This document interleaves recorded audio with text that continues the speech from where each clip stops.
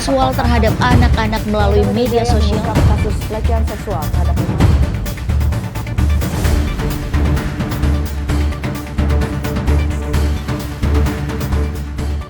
Kami akan menyampaikan adanya pengungkapan kasus. Total ada 8 laporan polisi dan kami hadirkan juga di sini ada 10 tersangka yang terkait dari laporan polisi ini, di mana perkaranya yaitu dugaan tindak pidana persetubuhan dan atau pencabulan terhadap anak di bawah umur dan atau kekerasan seksual terhadap perempuan dan anak.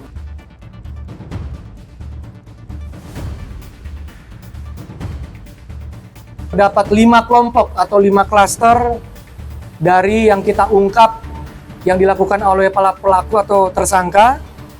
Yang pertama, kelompok pertama yaitu terkait kasus pembunuhan atau penganiayaan yang mengakibatkan korban meninggal dunia, atau pemerkosaan dan atau kekerasan seksual dengan modus perkenalan di media sosial terhadap korban seorang perempuan yang berprofesi sebagai buruh atau karyawan konveksi dengan 1 orang tersangka.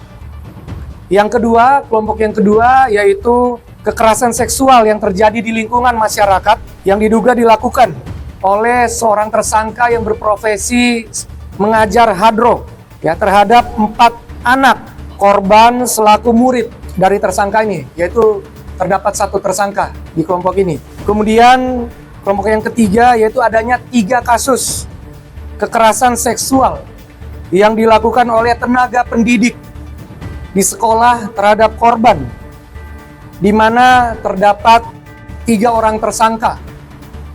Yang pertama tersangkanya yaitu kepala sekolah atau sebagai pembina OSIS. Yang kedua guru agama yang dilakukan terhadap muridnya. Yang ketiga guru agama dengan korban seorang siswi ya, berkebutuhan khusus ya di satu sekolah SLB. Kemudian kelompok yang keempat yaitu adanya 2 kasus terkait kekerasan seksual dengan modus perkenalan di media sosial dengan sasaran anak di bawah umur. Kemudian klaster yang kelima yaitu kasus kekerasan seksual yang dilakukan secara bersama-sama dengan modus memberikan minuman beralkohol bagi korban, yakni perempuan yang berprofesi sebagai penjaga warung ya, dengan 3 tersangka.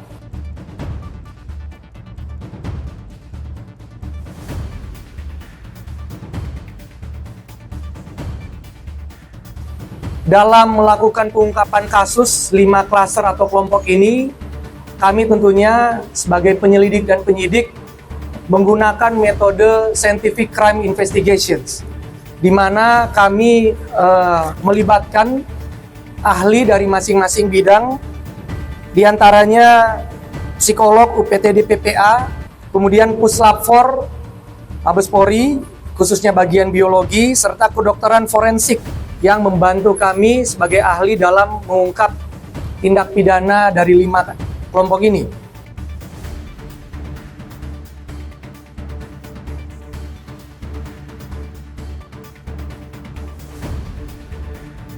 Saya atas pemerintah kota dan masyarakat, Pak Kapolres, menyampaikan apresiasi dan penghargaan yang setinggi-tingginya kepada Bapak Kapolres Kota Tangerang Selatan, Bapak AKBP Dr. Iriwan, beserta seluruh pejabat utama Polres Kota Tangerang Selatan yang telah berhasil mengungkap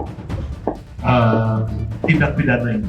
Kejaksaan Negeri Tangerang Selatan berkomitmen penuh, bersinergi, berkolaborasi dengan Polres Tangerang Selatan dalam rangka upaya penegakan hukum, penindakan represif kaitannya dengan perkara pelecehan seksual yang melibatkan anak di Kota Tangerang Selatan.